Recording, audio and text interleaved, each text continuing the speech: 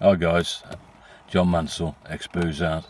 Hope you're well. I'm going to try a slightly different type of vlog today. I may have done this before, but I have the memory of a goldfish. It may go on for a while, but maybe not. We'll see. This week, a couple of days ago, I had a situation where I had to ask for help. Various reasons, including I've been working too hard on getting the next A to Z of navigating mental illness and addiction and associated issues finished. And I ran into another snafu the other day, a realisation that I had to re-edit it again. But I write about that in the book, so we'll worry about that another point. But fucking punctuation and grammar. Anyway, so over the last few weeks, I have been heightened, but okay. And heightened is my, if you don't know, is my preferred word to mild mania. But I can't remember what day, it might have been the day before yesterday. I woke up at 4:45, and immediately started thinking about this new problem with the editing of the part 2 guide. And because it was straight on my mind, I was up and I spent the next 3 or 4 hours doing what I needed to do with the guide. I then went out, got myself some baccy, diesel. I went down Alzoin, carried on working on the book, and I bumped into somebody and we were having a conversation about mental health and mental well-being and mental illness and the differences between it and what I thought. And while I was having that conversation, I could feel myself going from heightened to manic. Now, as far as I'm concerned, unfortunately, when I'm manic, I'm bang on. I have no filter, so I say exactly what I think, and when I do that, I tell the truth, and not just the truth, sometimes the harsh truth. But I knew through this conversation I was getting to the manic stage.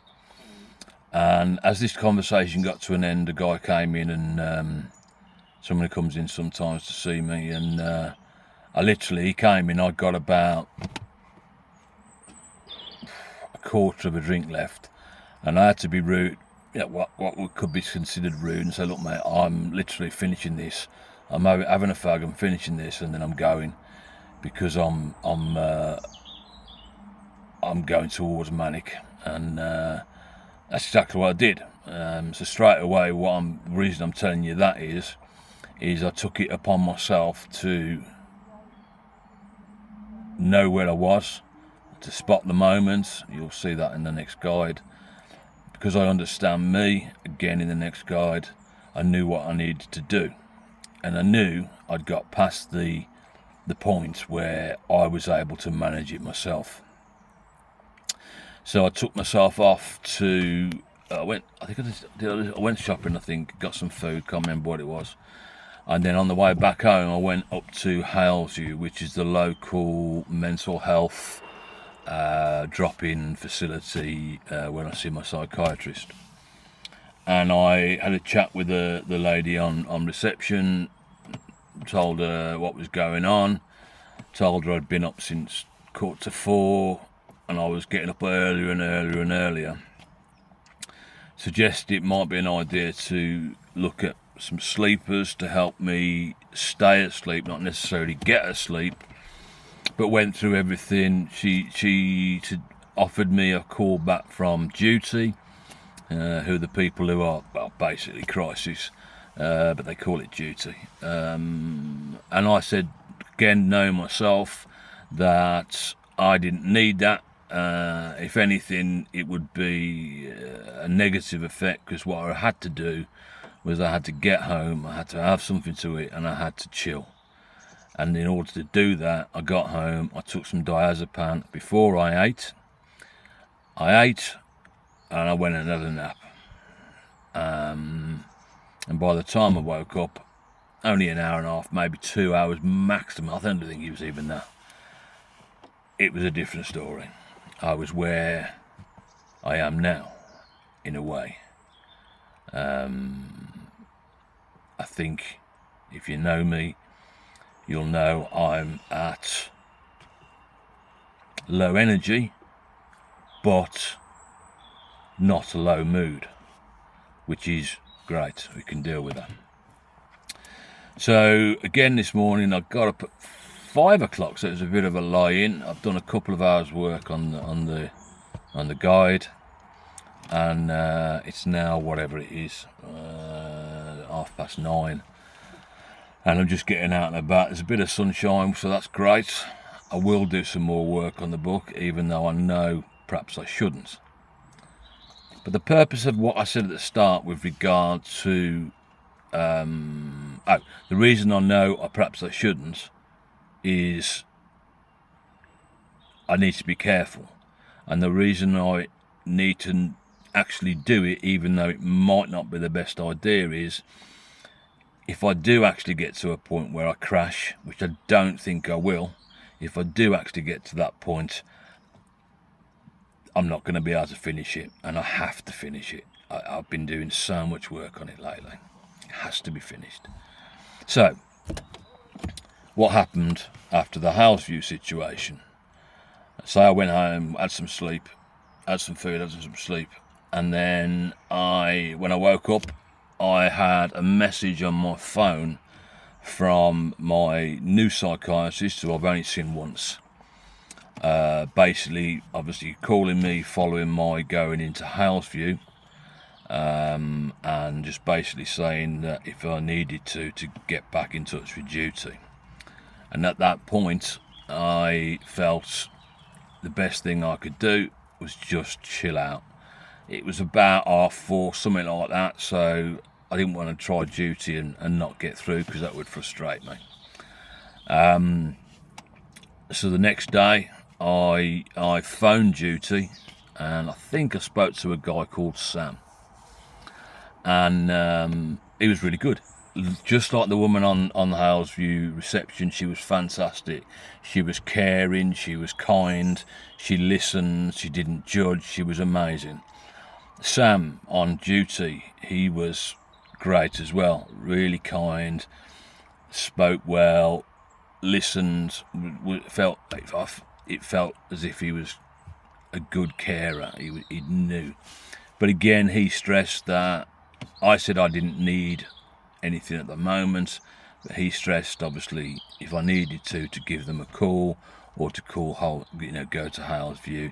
He also made sure I'd got the out of hours number. There's a story about our hours from years back, but we won't go into that now.